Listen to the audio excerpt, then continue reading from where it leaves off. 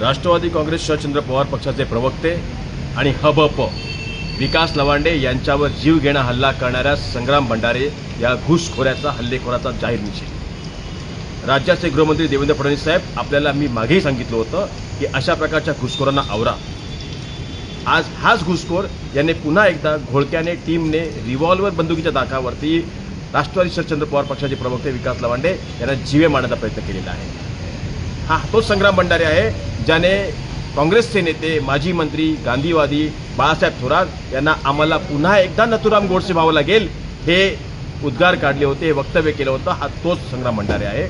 याच्या टाळक्यांनी, याच्या घोळक्यांनी पुन्हा एकदा अशाच प्रकारचं कृत्य या महाराष्ट्राच्या पुण्यभूमीमध्ये, वारकरी संप्रदायांच्या भूमीमध्ये करण्याचं दाखवलेलं, धाडस दाखवलेलं आहे।